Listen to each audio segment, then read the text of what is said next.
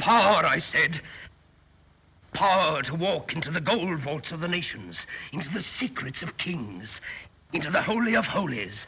Power to make multitudes run squealing in terror at the touch of my little invisible finger. Even the moon's frightened of me, frightened to death.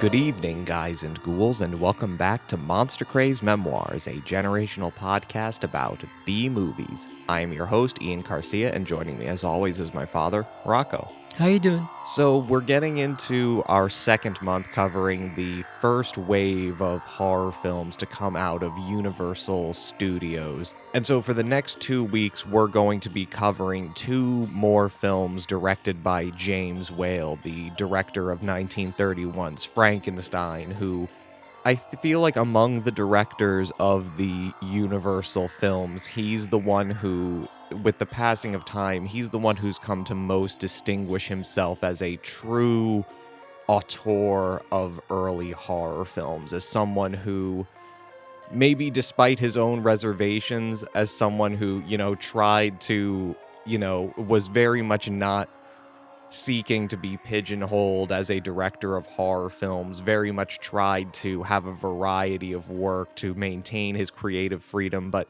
nonetheless, what horror films that he did make during this time, they've sort of stood above the fray as far as the rest of the films made during this period, just in terms of their craftsmanship and their sense of showmanship, and also of this sort of unique authorial stamp he is able to leave on his productions, this sense that no one else could make a film quite like James Whale could.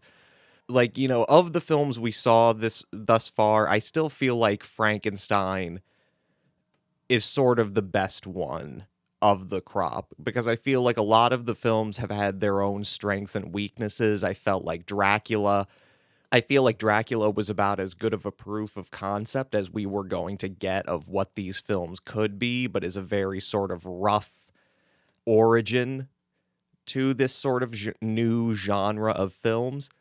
I feel like, Murders in the Rue Morgue kind of distinguishes itself just because of its aesthetic showmanship and its technical craftsmanship and its kind of German expressionistic overtones, yeah. Mm-hmm. And with The Mummy, we saw a fantastic example of writing and the use and the focus on performance as a way that these movies, and of course just the way that these movies could be about more than just morbid content, a way that you could make these films even with a sort of romantic and even tragic air about them. Mm-hmm. But with Frankenstein, I feel like it still represents a kind of platonic ideal of all of those different aspects put together. And I don't know if you felt the same way, because it still feels like Frankenstein is kind of the perfect combination of that craftsmanship and that focus on story and character, as well as being the most horrific, as well as being the one that really gets under your skin the most in the most, straightforward ways. And I was wondering how you felt so far, like going through these movies, of whether or not you feel the same way. Yes, I think Frankenstein was the best of the three movies that we saw, I guess. From that. Well, we've seen four movies. We look at it. Well, that's right. Murders in Rue Morgue was. I almost don't want to put Murders in Rue Morgue in that. Just like what you were saying in terms of its gothic feel to it. It's use of shadows and like you said, the German expressionism of it. So it's almost like a separate. It's almost like a separate kind of movie. It's almost like a play. So you're right. We did see four. You're right, but they all had their strong points to some extent. But I think Frankenstein overall achieved all of those together, plus the tremendous amount of use of acting and, as you said, the script. the way the script was written. I thought it was a well-written script. Yeah, so we come to James Whale, his second horror film with Universal. At the time, like ever since 1929, Whale had consistently proven himself to be one of Universal's most talented film directors. And so we're coming to the second movie he made under the sort of what's kind of known as considered the banner of the original Universal horror films. But this second film that he made, The Invisible Man, it isn't really a horror film, is it? No, it is not. It is not a horror picture. You're right. It's a straightforward mystery, and a film noir, if you will. But it's but I don't think it's necessarily the best written kind of film noir. I think it's Well, it's a science fiction movie. Yes. And I think that's more what I'm getting Yes. to, is that it's sort of. And also, like, I think with The Invisible Man, like, if anything, I feel like there are two ways that it really stands out in this original cropping, is that even though it's not really, so to speak, a horror movie, the two ways that it kind of stands out is, number one, it kind of demonstrates this pattern that we're going through with these movies where each has their sort of individual strengths and weaknesses. But where with The Invisible Man, you sort of see that this is sort of the first kind of spectacle movie and special effects driven film. That's exactly what I was going to say. Yes. That, That's where as a film, it seems it's weak. But you're right, it's a wow kind of film. At the that wow time, factor of like, how did they do that? Exactly. Right. So, yes. And I agree with that. But it's a less fulfilling movie. I think it's a bit rushed. I don't know. I don't know what your take of it is, but it seems like everything's centered around this person's invisibility, you know, and the spectacle of it, Right. the raw sort of technical right. aspect of it. So we open on a dark, snowy night in the English countryside. And it's interesting because there's really no mystery. Like, we're already going into this movie called The Invisible Man, and there's really not much mystery in terms of how the film opens, because it opens on this dark, snowy night in the British countryside, and we see a man who is wrapped from head to toe in bandages with dark goggles over his eyes and a big hat covering his head, and who seems to have a very obvious prosthetic or wax nose that he's wearing. So it seems pretty obvious that this is our Invisible Man, and really it's just about our anticipation of when we're actually going to see him being invisible and how that's going to happen. But he happens upon this local tavern and inn where he takes up for the night and basically converts it into his own private laboratory. Then we sort of cut away into another scene where it's the sort of home of some scientist by the name of Dr. Cranley, played by Henry Travers. I recognized Henry Travers only as, of course, as the angel Clarence from It's a Wonderful Life. Right. And I can't remember if I've seen him in other movies, but he appears in this movie as the sort of mentor of the character who we see at the opening of the film, who we learn is a Dr. Jack Griffin, and we basically get the exposition dump right from there, because in Dr. Cranley's home, we're also introduced to Dr. Arthur Kemp, played by William Harrigan, and Flora Cranley, Dr. Cranley's daughter, played by Gloria Stewart. And so what's the relationship between these four characters? What's going on dramatically at the opening of the film? You mean in the house when they're all meeting together? The Yes. doctor and then his assistant and then the daughter, right? Right. The daughter, who's the love interest of the man that's missing, Griffin. Right.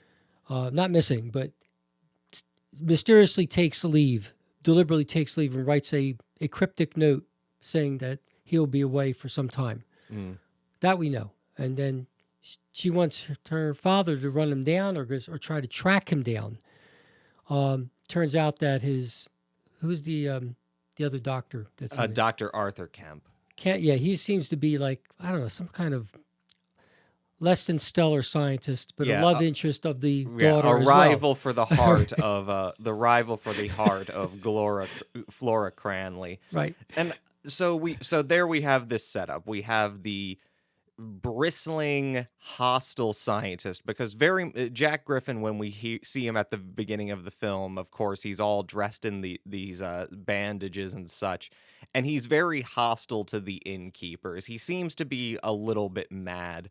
And then then parallel to this, we get all the information about the melodramatic subplot of this story, all about this Dr. Cranley as as his mentor.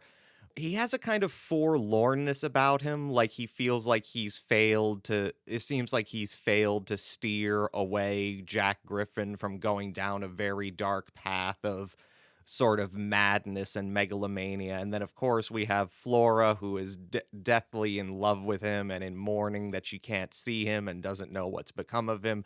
And Arthur Kemp, who's kind of trying to comfort her and move in on Jack Griffin's absence. Where have we seen? But before you make, where have we seen this melodramatic setup before? All of them. No, but like right down to the number of characters and what roles they're playing. Where have we seen this before? Very recently in our overview of these Universal horror movies. Let's see, Frankenstein. Yeah, exactly. Yeah. So in Frankenstein, we had, of course, Dr. Henry Frankenstein as the scientist who has gone off on his own and has a very hostile relationship with this gaggle of rural locals. We have his mentor, who is very disturbed by his experiments. In that case, it was played by Edward Van Sloan. We had Elizabeth, his love interest, who is the one who has to force the other characters to try to find him because she's very disturbed by his absence and just wants him to come back to her.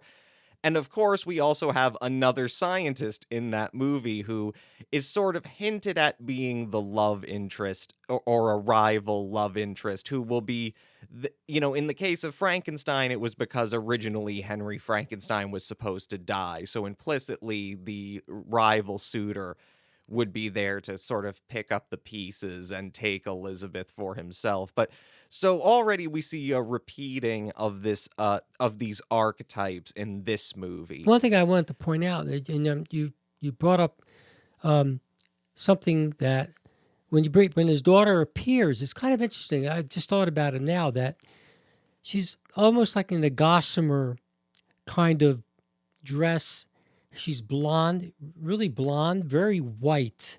Yeah. And dressed in white, kind of gossamer, kind of almost indicating that, some kind of hidden message that this relationship's not going to work because of the fact Flora is he's invisible and she's becoming invisible as well. Yeah. And putting all her eggs in one basket with this Griffin. Yeah, Flora seems like a lot more frail and delicate a character than Elizabeth was. And she's much more of a non-entity in this movie than Elizabeth was in Frankenstein.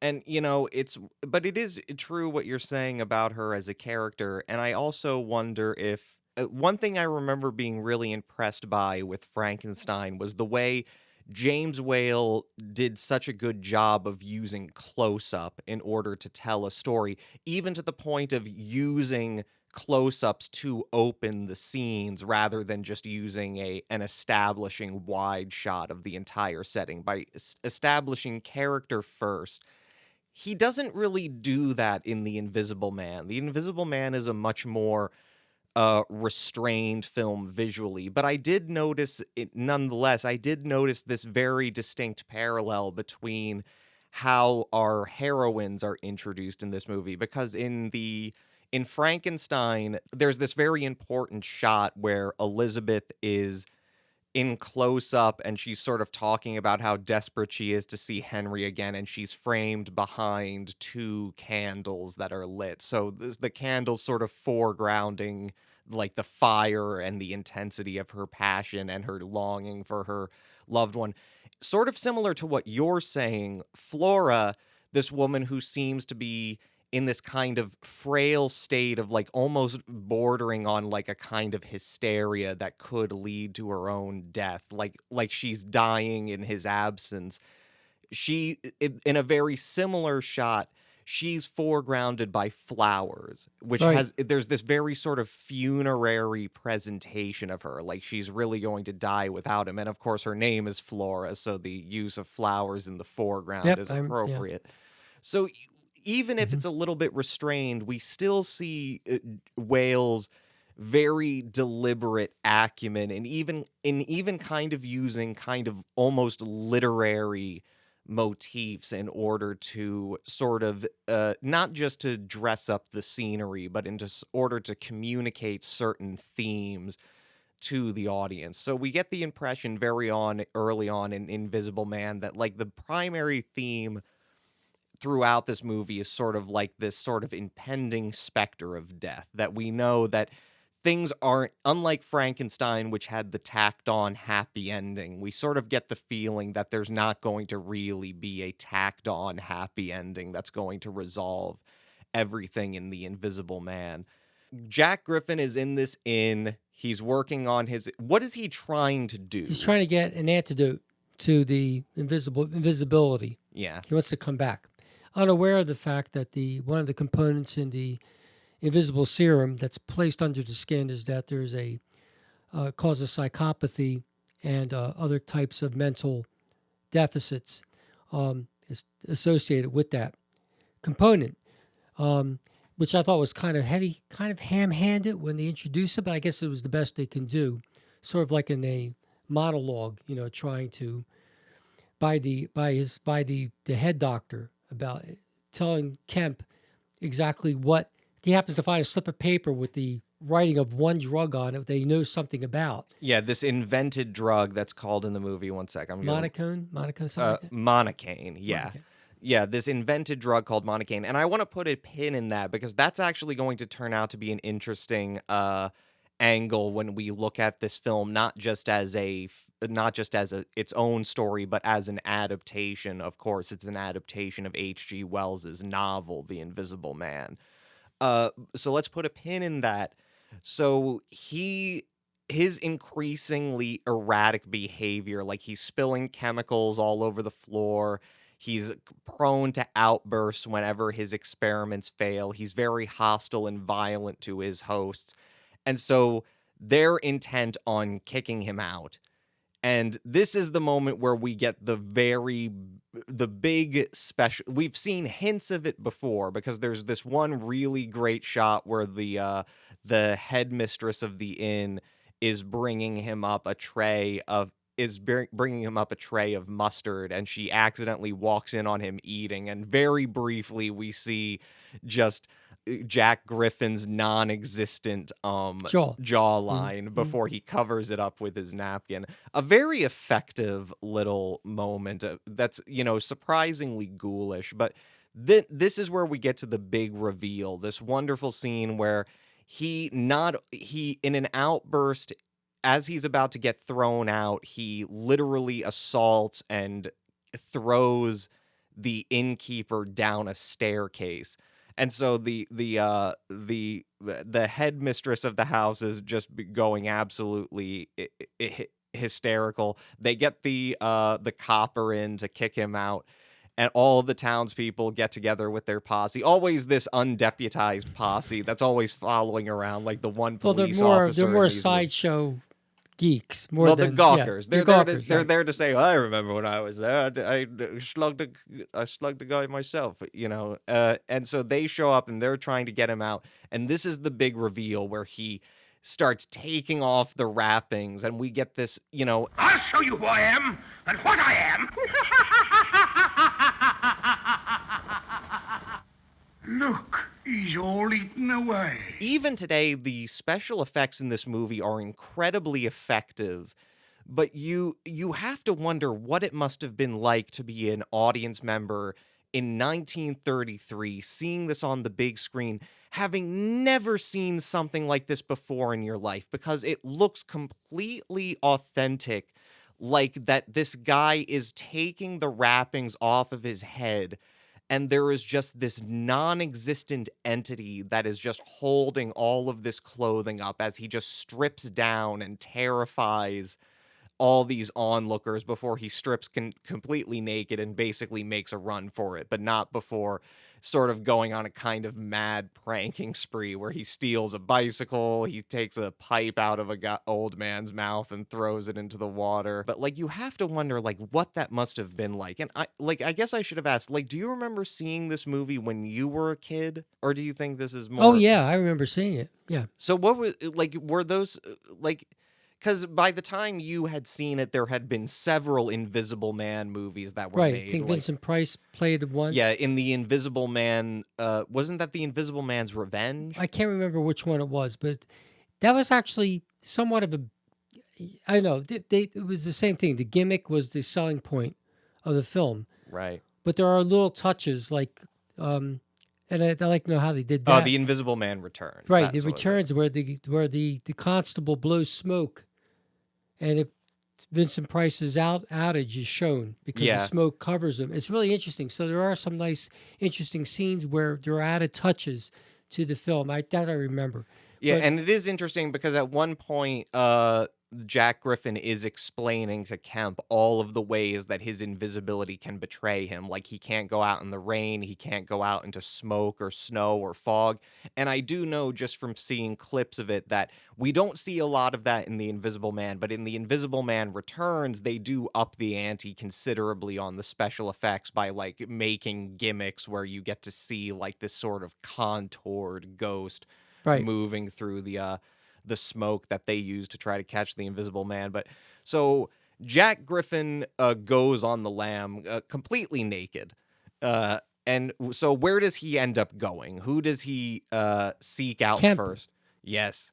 So, and Kemp, I noticed in his parlor, he has a framed photo of Flora on his mantelpiece. So, I did not notice that. Yeah, right there in the background. Like, But he does. But I don't think Griffin picks up on it, nor does he know that. It doesn't seem like he doesn't seem to suspect or to care, really. Right, yeah. Because he wants to rule the world. Yeah, and so, like, his megalomania is already starting to take hold. He's got sort of, like, totalitarian ambitions with his invisibility. And so Kemp immediately, first he calls the police because, and it's great because, it's like, so there's this kind of great sort of darkly comedic build up to the sort of mass hysteria over the Invisible Man, because initially, of course, no one believes it. Initially, the investigator who's sent into this town believes the whole thing is a hoax, but Jack Griffin deliberately outs himself. Like, he goes on a rampage, and he even kills the special investigator who denies his existence. Like, he scares everyone out of the inn who's being interviewed, and then he murders the guy. Mm-hmm. So Kemp calls up the police, and then he calls up the Cranleys to come over, and so they show up first. This is the thing. I think you're right that there's kind of not much dramatically going on in The Invisible Man, or I don't think a lot of it is really fleshed out enough.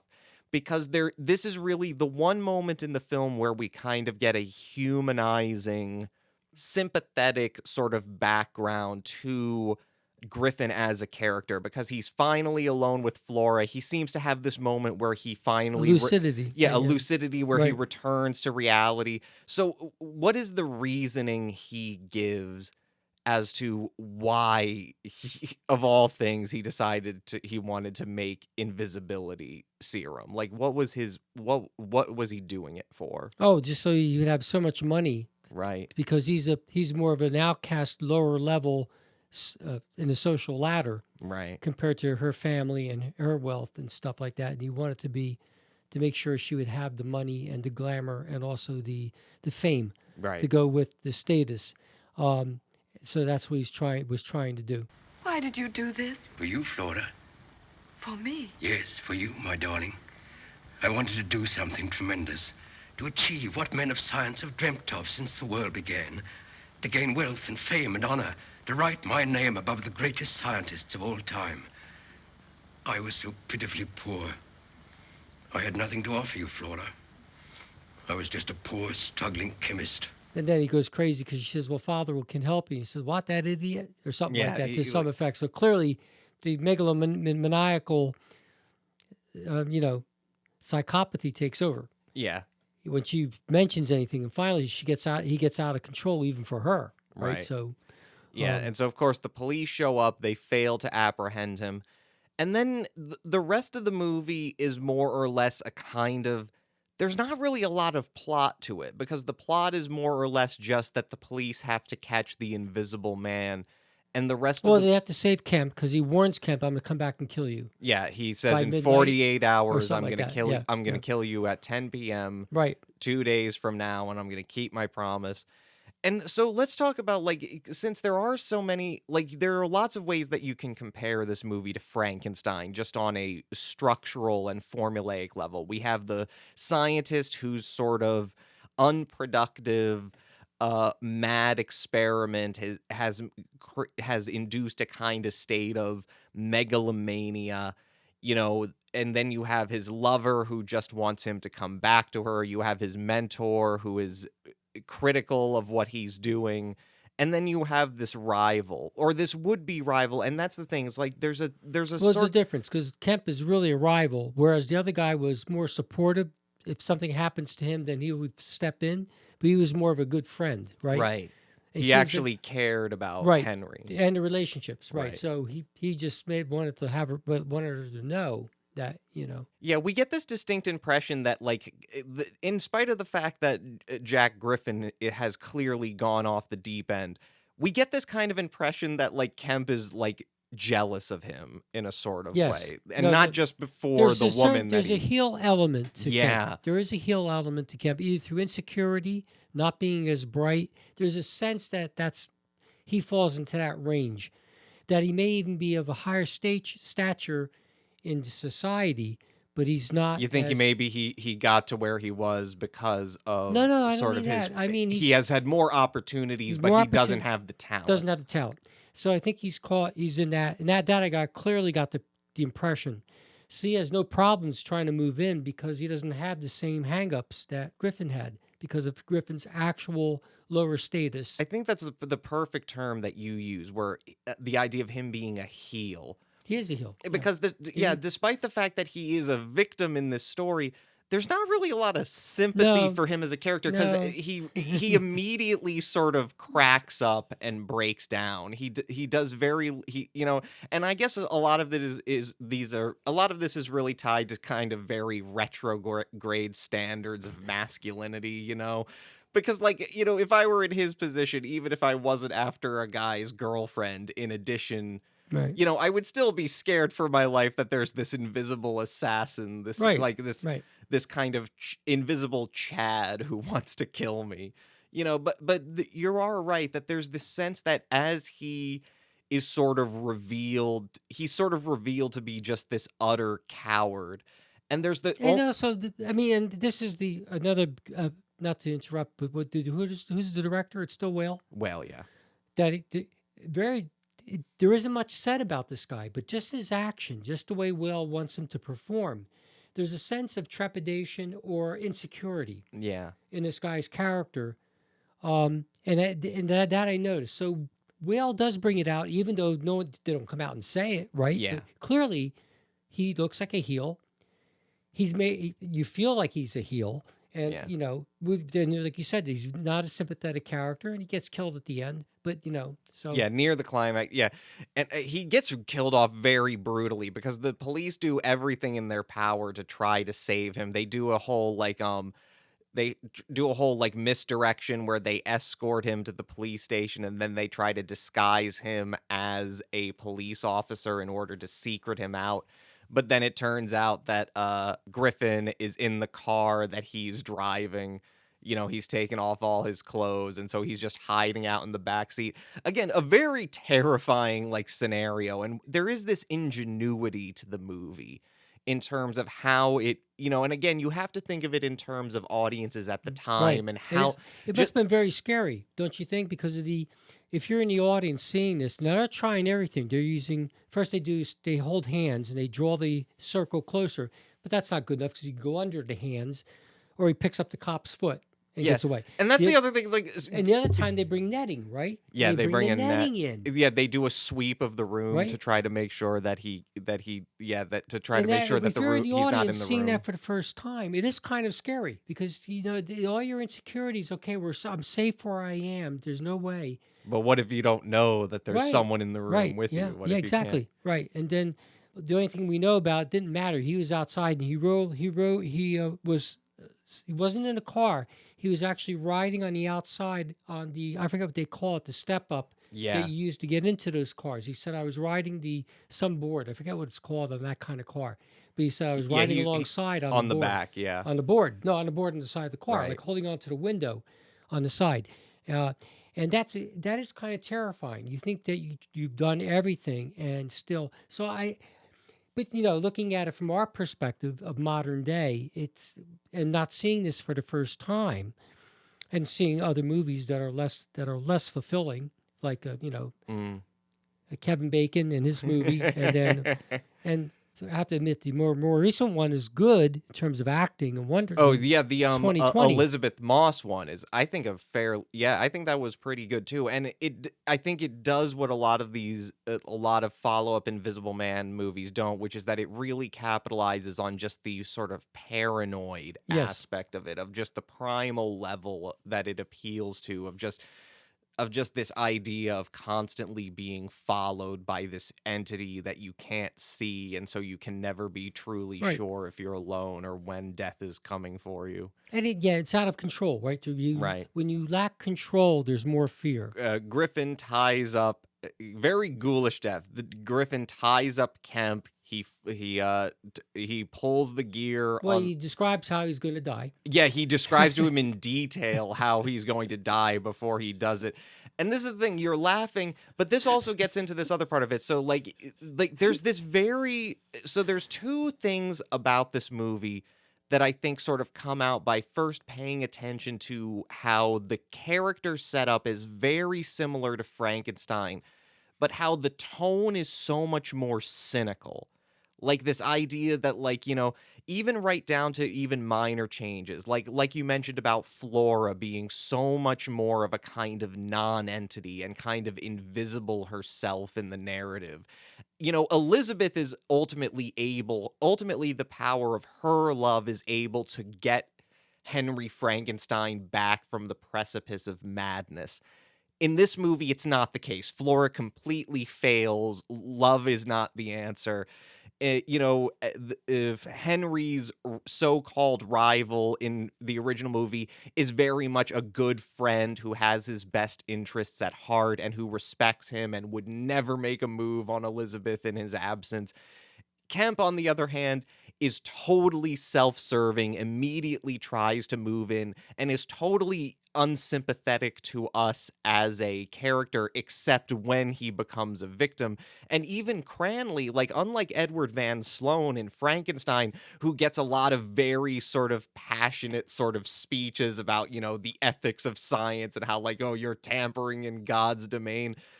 Even Henry Travers' character seems so much more beaten down. And you had mentioned that you weren't very fond of his performance, but I think I see it sort of as being very much Whale doing this kind of deliberately to try to do the same sort of setup, but do more with it than he was able to get away with in Frankenstein, in terms of, like, sort of portraying just the kind of pathetic qualities of people.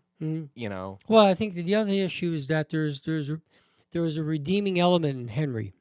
Right. At some point, he realizes he has to, and he takes part of he actually gets in part of the movement to kill the monster. He tries to fix the problem he Right. solved. Right. Right. He realizes he's over the edge, and obviously, here we have a different situation because we have a madman. Who literally wants to But be it's- ruler of the world. But it's hard to tell whether he had any redeeming qualities to begin with. Right, because we never see him before this moment. We don't know. And it almost as if, that it wasn't necessarily the Monocane, whatever it's called. The Monocane, yeah. Monocane. That it's really within him that the problem is, that the drug itself wasn't the issue. That the moment he has the power of invisibility, he Right. basically just has the libidinal license to be what he always was on Right. an internal level. Right. Right. Yeah. And that's, I think there's, so, and like you said, I think that, and Whale does that. He uses both of these. Unfortunately, this film, I think, like you said, wasn't fleshed out sufficiently, but we got enough out of it. The fact that we're discussing it gives us the fact that it was shown. Yeah. He did a pretty good job with the Yeah. material he had. So that's the one aspect of it, is just how much darker of a movie it is than what Whale had done before, even though Whale's previous movie, Frankenstein, is an incredibly dark film, but like this movie, just on a level of character, is so much darker and so much more cynical about human nature. But then there's this obverse quality to it, and you see it in the scene where Kemp is being killed, and specifically what you mentioned in Jack sort of ruefully relishing and describing to him in detail, right down to the injuries he's going to sustain, how he's going to die before he kills him. There's this wrong though. Right, because he burns up. Yeah, he didn't predict that. he neglected. See, that's maybe an interesting thing, because it's like he's a scientist. He's a real scientist who knows that cars don't just blow up when they bump into rocks. But yeah, but there's also that element of it where there's like a black comic sort of sardonic removal from what's going on, where there's a very sadistic glee in sort of participating in what Jack is doing. And this weird way that, like, it sort of goes back to what you said about... Well, don't forget, sorry to interrupt you, he runs a train off the tracks. Yes. Some good miniature sets, I have to say. Yeah. Right? Yeah. And the car scene's obviously a miniature, I believe. Yeah, part of his plotless sort of rampage to terrify the countryside. He throws that guy into a pit, which I think was pretty... drastic. There's this one. Oh yeah, there's this one scene where there's just this bunch of regular deputized farmers who are basically just using sticks to look for him. He kicks one of them off of the cliff, right. And then as everyone is gathering around to look, he kicks another one off and says, "Join your friend." I mean, really, there are some really horror scenes in it, and I think quite a bit of overt aggression and killing in this movie, don't you think? I mean, there's strangulation, there's it's very sadistic in a way that Frankenstein was not, because the killings in Frankenstein all seem to be very deliberately tragic, right? Rather related than to the monster, and that's what I mean, is that like there's this. It sort of goes back to what you said about this idea that we don't really get to see Jack before he takes the Monocane, so we don't really know how much of this is a change in his personality rather than the invisibility giving him the license to really be the sort of megalomaniac and narcissist he always was. And so what's interesting about that is, again, it's sort of about this weird way in which this sense of like, is this character in this movie, is he supposed to be a villain, or is he a kind of weird, like a sort of Whale's expression of the audience's own tacit desire to see horrible things, like their own, this thing that comes up a lot in sort of theory about horror, especially, it's usually applied more to slasher movies, but you can apply it more or less to all horror. This idea that, do these movies give us the license to release our sadistic, latent aggression against other people, but in a venue where it's safe, where we can remove ourselves and say, well, those aren't real people. These are, this is all a spectacle. And I wonder about that. Do you think that even no matter how bad Jack Griffin is, do you feel like there's a way that because I saw it with Kemp, but there is this quality to the rest of the movie. Like, I remember when I first saw it, I thought it was hilarious. I thought the movie was great, and I always had this feeling that, that is the dark comedy? Yeah, that idea that it is like black comic, that what Jack Griffin is doing, he's kind of doing for us. That this is the spectacle of death itself and of aggression. There's a lot. There's a lot that packed in there.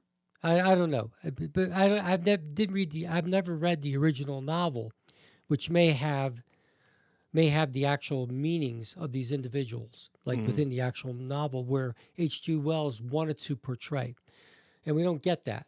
Yeah. All we get is from what we're discussing, the different elements that are clear, like you said, shooting her in front of flowers, and like I said, her just white, almost invisible. But what does what's called Monocane? Yeah.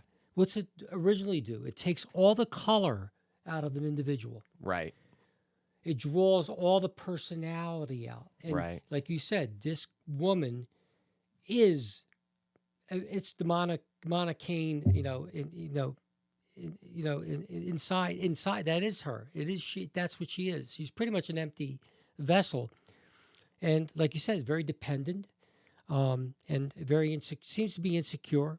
And like you said, she's really not fleshed out that much, and fleshed out is a double entendre, sort of, because she's almost invisible, like you just said. Right. She's really, and I think there's a deliberate thing that he was doing with her. Yeah, I think that is an overarching theme to the movie, where it really is just sort of a very bleak exploration of the sort of worst, or if not the worst, like on a moral level, like the sort of most pathetic extremes of human nature, even right down to a character like Flora, who is so dependent and is so obsessed with this man who, again, like you say, for all we know, could have maybe never really loved her in the first place, may have always... Or a relationship that would never worked anyway. Right, exactly. It's like, and there's this and I think the new Invisible Man, the 2019 film, I think that does a very good job of sort of exploring that relationship as it's portrayed in this film, but sort of reversing our perspective, where now it's exclusively focused on Elizabeth Moss's character, and sort of explores the extent to which, the idea of Jack Griffin being like an abusive figure, a kind of gaslighting figure, someone who makes you obsessed, makes you dependent upon them, but like, right. His ownership right, exactly. That he doesn't really love you for you, that you're just kind of a projection of his own will to power, really. So those are all great. I think there's the movie doesn't really have a plot, because the plot is more or less, even after Kemp dies, the plot is to catch the Invisible Man. It's a denouement. Yeah, it happens really kind is. of anticlimactically. Because there's no peak going up. It's just all coming down, right? Yeah. In terms of structure. Yeah, as Jack goes down the cliff in the car, then the narrative starts just goes down after that. Because that's the thing, isn't it? Is like, that's basically all Jack can accomplish. Like, he has this megalomaniacal plan, but like, obviously it's not going to go anywhere. Like, eventually that's weird. He does just fall asleep in a barn. The farmer catches him snoring. He goes to the police. They surround the place. They smoke him out. And because they can see his footprints in the snow, they're able to successfully kill him. I do think it's interesting because they don't kill him immediately. They're treating the Invisible Man in the hospital, and I enjoy that little dramatic flair at the end, where it's like you have this idea of the doctor who, it's like, well, I took an oath, so even though this guy is a mass murderer who literally derailed a train and killed potentially hundreds of people, I still need to treat him like I would treat anyone else and try to save his life so he can like go before the magistrate and be tried for his crimes in a civilized way. But he does eventually die with Flora there, and she looks on as and he doesn't say anything about how I love you. So he says I meddled in things that man shouldn't go to. Yeah, he's still obsessed with his own sort of right. Nothing ego. About her. Right. I think a generally good movie, but it's not really as fulfilling as the earlier ones that we saw. And of course, it's a genuinely unhappy ending, because Flora is left alone, and neither Kemp nor the doctor or Jack survive. And he does get killed. He does die in his hospital bed, and so he finally materializes at the end. And so for the first time, we actually see the face of our performer, Claude Rains. I believe this was his first. No, he's done other things, hasn't he? Maybe, no, it's kind of early, 1930. He did The Wolfman. He that had was done 1940. one film role before this, and that was in 1920. So this was not only his like first. Breakout film. Yeah, this was his first breakout film role, and he's also starring in the movie. And no one knows who Claude Rains is at the time unless you're paying attention to the New York and the London stage. But Right. even there, he wasn't a particularly big star. It's very interesting because the story behind Claude Rains being cast is that this movie began development as far back as 1931. Where it was shortly after the success of Dracula that it was actually Robert Florey and Richard L. Shayer, who had both worked on Dracula. They had originally proposed the idea of adapting H.G. Wells's novel as a follow-up to Dracula. And then in 1932... Wasn't Boris Karloff? They want it for that? Yeah, wait. And then in 1932... after the success of Frankenstein, Carl Laemmle Jr. approached Robert Florey, who directed Murders in the Rue Morgue. He approached him to write a treatment for the movie, again, as a star vehicle for Boris Karloff. Even in March 1932, it was even announced to the Hollywood trade press from Universal Studios that they were specifically developing this project as a star vehicle for Karloff. It's really only because of Whale, who just felt that, didn't really have a great working relationship with Karloff, and who just genuinely thought Karloff was wrong for the role. It's really only because of him that Rains was cast in the film at all, because before that point, he did one screen test at MGM for a potential role, and it did not go well. He himself is very surprised because his impression because he gets called by James Whale to do a screen test for this movie, and he doesn't know why he's being called. And basically it comes down to the fact that Whale just likes the sound of his voice. That there's something very distinctive about Claude Rains' voice, which is so important for him to be able to carry this movie. And I think it works out really well because, there's this sort of layer where it's like this really... He's very stentorian, right? If you will. Not really hard stentorian, but like you almost feel the stage presence in his scenes. What I don't like necessarily about this guy, he's not very big. He's not convincing in terms of exuding a lot of power. That's why I think when Vincent Price, who, as you know, is a very statuesque individual, tall and more menacing, I guess, in terms of size, it works better. But even in the movies that he stars in, where he's supposed to play someone bad or evil, it's like he wasn't that tall of an individual. He's not very imposing, I guess it helps that we never really get to see him. So it's like it really does rely on the sort of power of his voice. But you're right. That's another weird thing about the movie is you don't really realize how much the movie is going to depend upon the brute strength of the Invisible Man. One time he does literally take a cop by the ankles and throw him around in a pirouette, in a circle. And that's sort of one of the moments where that kind of took me out of the movie. But again, you see the sort of black comedy coming to the surface, and you see Whale developing upon this idea of imbuing these films with a kind of quirky, sardonic sense of humor, where there's an irony to it, where you're not really supposed to take the whole thing terribly seriously. So I guess that's one thing I wanted to touch upon, Claude Rains as this sort of newcomer, and that this is the sort of breakout role for him, where you don't even see the guy's face until the very end of the movie, and by then he's already dead in his hospital bed.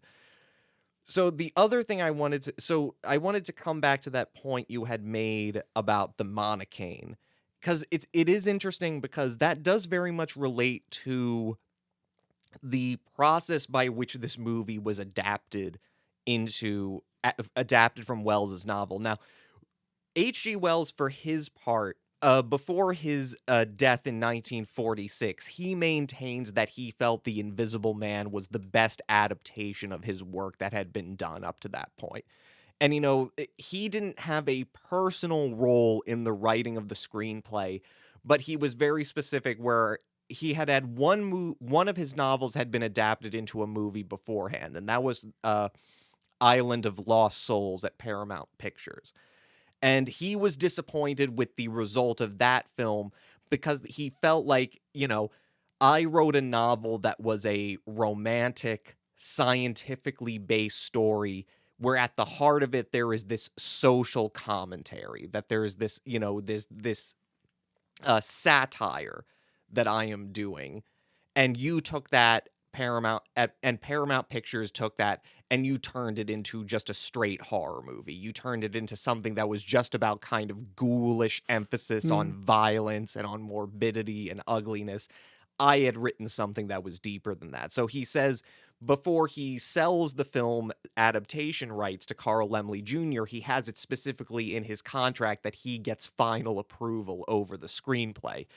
So in the time period from 1932 to when the film was finally approved, it had gone through many different screenwriters. And in fact, a lot of early versions of the script were extremely loose with the material. And in fact, in addition to purchasing the adaptation rights to The Invisible Man, Universal also purchased the adaptation rights to a completely unrelated novel called The Murderer Invisible. Now, The Murderer Invisible, where we can see where the elements sort of seep their way into this version of The Invisible Man, that is all about a kind of much more explicitly megalomaniacal character who wants to use an invisibility serum to try to take over the world, where he makes invisible rats that spread the bubonic plague. Like, he's a much more calculating and violent individual than the character in Wells's novel.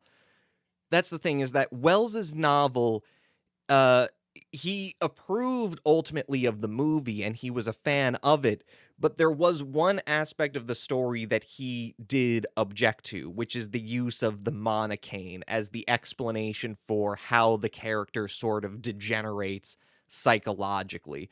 So what he had said about that conceit, he was interviewed by the London Press around the time the movie was released, and he asserted that conceit of Monocane being the source of the madness, that it undermined the thematic core of his story. He said, quote, "If the man had remained sane, we should have had the inherent monstrosity of an ordinary man in this extraordinary position, but instead of an invisible man, we now have an invisible lunatic." So that's this sort of weird way in which, and it relates very much to the sort of what gets lost in translation. That specific thing we note where we get very little backstory about Jack Griffin as a person, as a character, rather than just as this sort of invisible entity that seems to just be an engine of chaos and of violence and of madness. The one little bit that we do get is that one line that he says to Flora about the idea that, like, I was penniless when you met me. I didn't have any money. I needed to do this big, great thing so that I could get enough money so that I would be worthy of you. Now, in Wells's original novel, there is no romantic subplot. It is just focused on this character, Griffin, who is developing this process to turn himself invisible.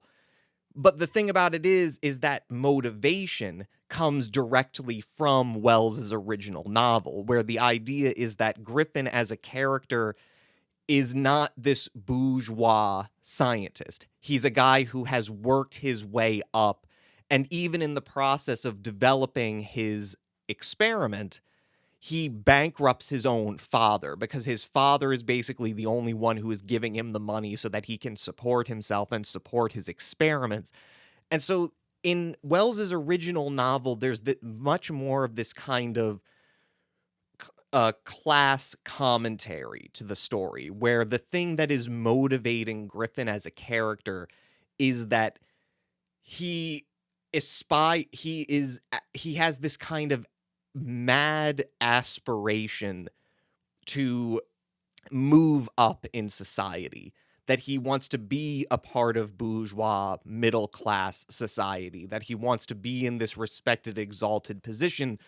But in order to do that, he has to make these incredibly risky decisions, and even, not just physically, but financially devastating decisions that imperil the people who love him and who support him, and that ultimately comes at the cost of his own humanity. That basically The Invisible Man is about somebody who completely unmoors themselves from their own humanity in the pursuit of the ideals that are set up by an inherently unequal society.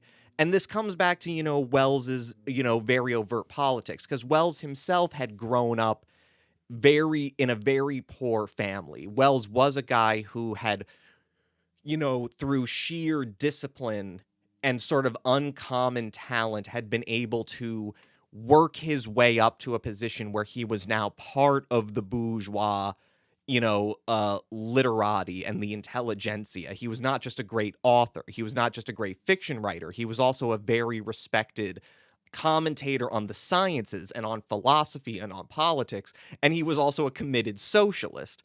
So The Invisible Man is very much a kind of, even as Griffin becomes violent, there's this element of the original Invisible Man where there's this kind of sense that the invisibility is a metaphor that Wells is using in order to sort of portray the position of a working class or a poor person and what their condition is. Because even before Griffin takes the serum, he is already invisible to society. He is already someone who is living in the absolute margins, and the only way that he has the potential for a better life is if he makes these incredibly risky decisions that ultimately is destructive to his own humanity. And that's the thing about the film, is that we get a little bit of that in that one line of dialogue where he's talking to Flora. But as you mentioned, because we don't get that overt background information, we don't really have a foothold with which to identify with Griffin. And so it sort of becomes this situation where he remains this kind of sadistic expression of the audience's supposedly latent desires and their sort of latent aggression and sadism. But he doesn't really have an anti-heroic quality. He doesn't really have a deeply sympathetic quality to him. But I think like I said, I think there's enough in it to, like I just said, I came up to my own conclusion that, he was flawed to begin with, and there's no indication that he would have been successful anyway. Because what if he failed at his experiment? Would he be able to rise to the occasion if he failed at becoming invisible? But this appeared to be, like you said, a last-ditch effort of somehow to rise in society. So I got enough out of the picture. I got enough without looking at the background of H.G. Wells' novel. And I think Whale did accomplish quite a bit. He's not an invisible lunatic. That clearly is the case. It's not. I don't find that in the film at all. So what do you think it is? Because we're sort of in this position where because it's no, but I mean, like, because you're in this, because like I feel like we're in the position where we're kind of arguing contradictory viewpoints. Because on the one hand, we're acknowledging that, well, without the background, we really don't know how much of this is the Monocane or whatever inducing this inhumanity and madness, and how much of it is just finally this guy who was already megalomaniacal just has the license to do what he was going to do. But then on the obverse, we have this contradictory thing where it's like, even without me having to tell you about the context of Wells's novel, there's this sense that, well, he says it explicitly that the reason he did this is because he wants to move up in society, because he has nothing going for him. He has a lucid period. He also has a lucid period when he appeals to the innkeeper husband, begging him. Look here, mister. We can't have this no more. You've broken the wife's best china. You're a week behind with the rent. You've got to pack up and go. I'm expecting some money, Mr. Hall. I'll pay you directly it comes. You said that last week and it hasn't come yet. I came here for quiet and secrecy. I'm carrying out a difficult experiment. I must be left alone. It's vital. It's life and death that I should be left alone.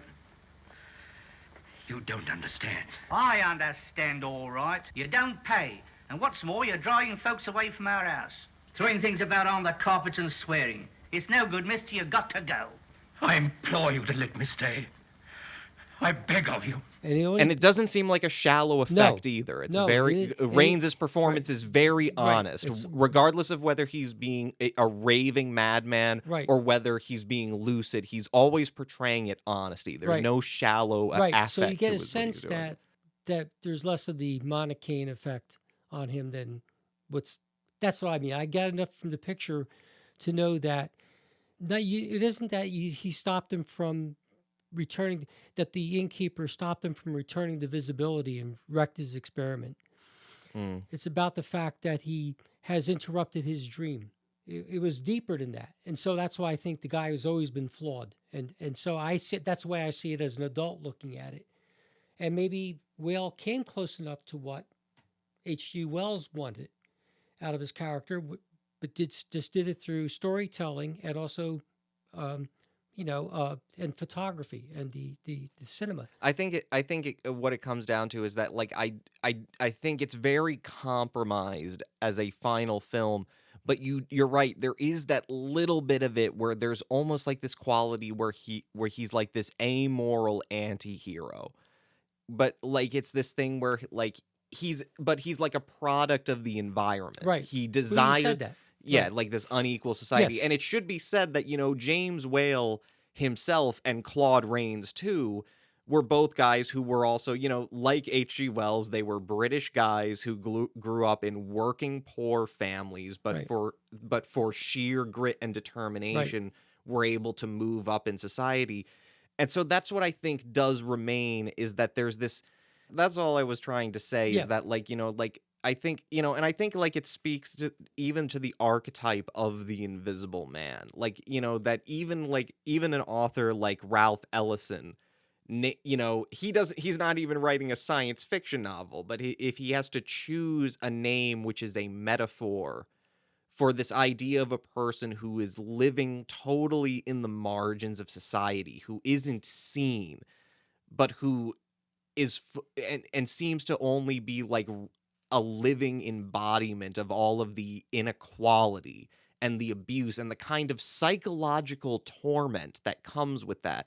Ralph Ellison writes a book called Invisible Man, which is all about the experience of the black man in America, of a man who does, for all intents and purposes, doesn't exist in the kind of framework. Correct. And I see that in the original Invisible Man too, and to a compromised extent, I still see it in Wales's movie. I still see like again this idea of the aggression coming from this sort of like, and almost like, there's this whole aspect of it where it's like what is dehumanizing and what the invisibility comes to represent is almost like this idea of something that must have been very personal to Wells and to Whale and to Claude Rains as people who had come up from a working class background.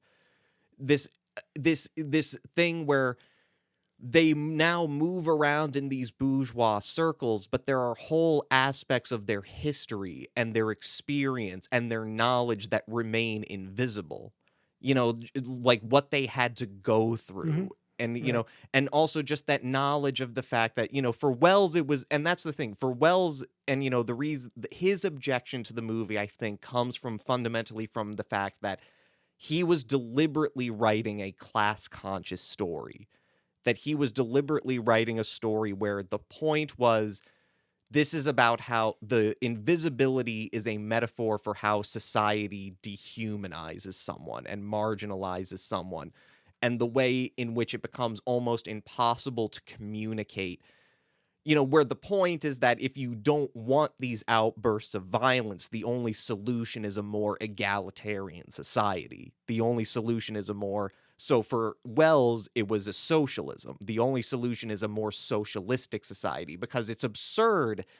For Wells, it was very personal. It's absurd that sheerly through my own discipline and my own sort of inexplicable talent that I don't even really know where it comes from, that I should succeed, but so many of the people that I knew and who I loved and who I grew up with, who I know may not have been as talented or as unique, but were Right, still right. deserving of Right. some sense, but they Right. remain invisible. They go Right. to the prisons, they get locked up, they become the drunks and the violent, abusers Or and drug such. addiction. Yep. Right, or drug addiction. That's another element of the movie that maybe is a good thing that Monocane is used there. Maybe that is a kind of, almost an unregarded metaphor. But I think we've kind of exhausted a lot of our material on the Invisible Man. No, that's good. We will come back next week with another Wales film.